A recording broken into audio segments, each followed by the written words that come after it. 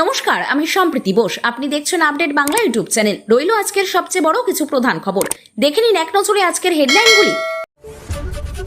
GST কৃতিত্ব রাজ্যের, ভাষণ দেওয়া ছাড়া কেন্দ্রের কোনো অবদান নেই, মোদীকে খোঁচা মমতার। একাদশ দ্বাদশের শিক্ষক নিয়োগ পরীক্ষার মডেল উত্তরপত্র আপলোড এসএসসির, চ্যালেঞ্জে মানতে হবে শর্ত। অবশেষে পুলিশের জালে গুলশান কলোনিতে তাণ্ডবে মূল অভিযুক্ত মিনি ফিরোজ, কোথা থেকে ধরা হলো? মিলেছে দুর্গা অঙ্গনের ছবি, জিএসটিতে ক্ষতি 20,000 কোটি টাকা। পুজো উদ্বোধনে গিয়ে আর কি বার্তা মমতার?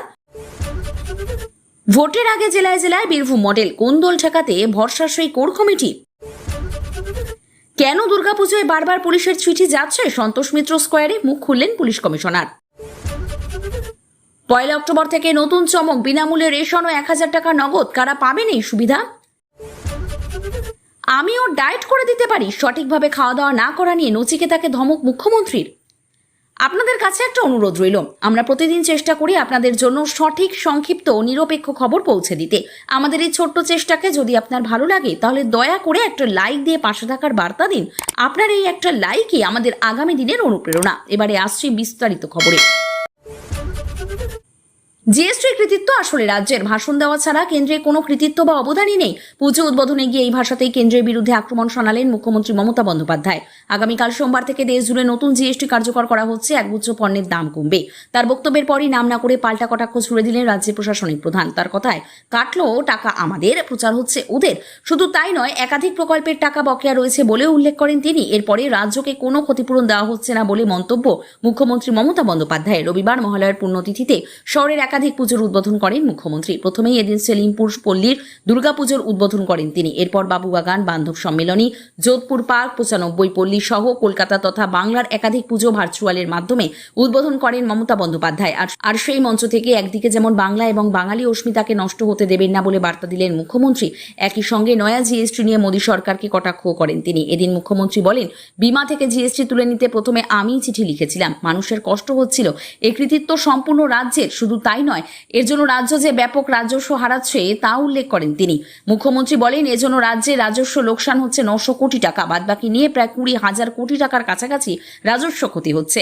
মুখ্যমন্ত্রীর কথায়, টাকাটা কেটেছে রাজ্যের জিএসটি থেকে, এজন্য কোনো ক্ষতিপূরণ দেওয়া হবে না।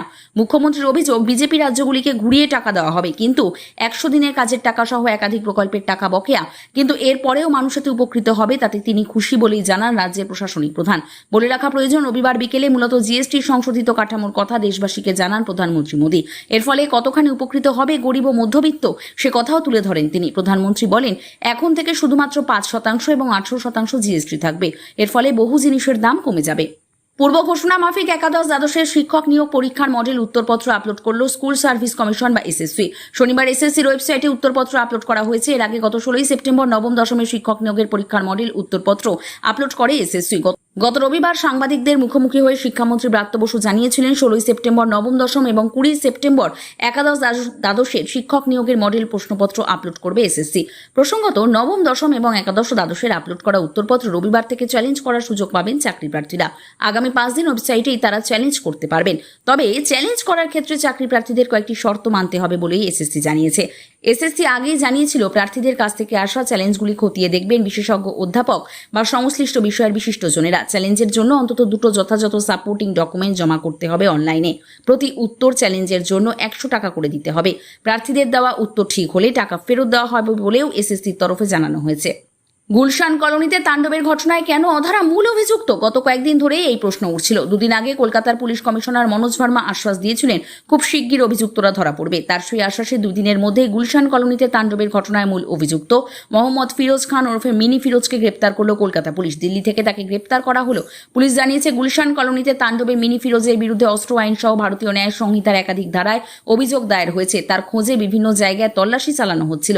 রবিবার সন্ধ্যে 6টা নাগাদ নিউ দিল্লি থেকে রেল স্টেশনের কাছে আজমেরি গেট থেকে তাকে গ্রেপ্তার করা হয়।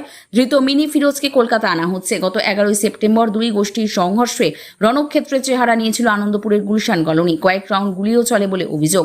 এই ঘটনায় আগে 4 জনকে গ্রেপ্তার করা হয়, কিন্তু মূল অভিযুক্ত মিনি ফিরোজ গ্রেপ্তার না হওয়ায় প্রশ্ন উঠছিল। 2 দিন আগে দুর্গাপুজোর বিভিন্ন মণ্ডপ পরিদর্শনে গিয়ে গুলশান কলোনিতে তাণ্ডবের ঘটনায় মূল অভিযুক্ত ধরা না পড়া নিয়ে প্রশ্নের মুখে পড়েছিলেন কলকাতার পুলিশ কমিশনার মনোজ ভার্মা।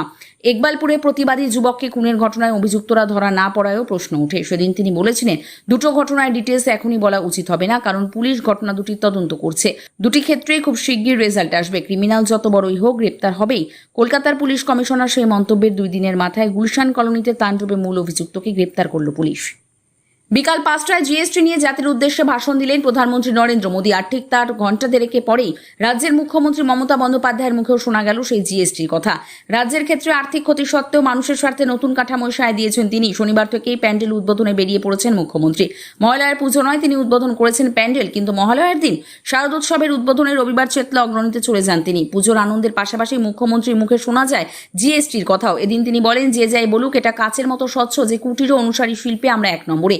উৎপাদন শিল্প নিয়ে আমাদের কাউকে জ্ঞান দিতে হবে না, ওটাতেও আমরা 1 নম্বরে। 100 দিনের কাজে 1 নম্বরে ছিলাম, তাই আমাদের এখন আর টাকাই দেয় না, বাংলার বাড়ির টাকা দেয় না। পিএইচইউ এর টাকা 90% আমরাই দিই। শুধু অনুদানই নয়, বিমা থেকে জিএসটি হটানোর কাজের ক্ষেত্রেও একমাত্র বাংলার প্রশাসনেরই ভূমিকা রয়েছে, সেই কথাও বলেন তিনি।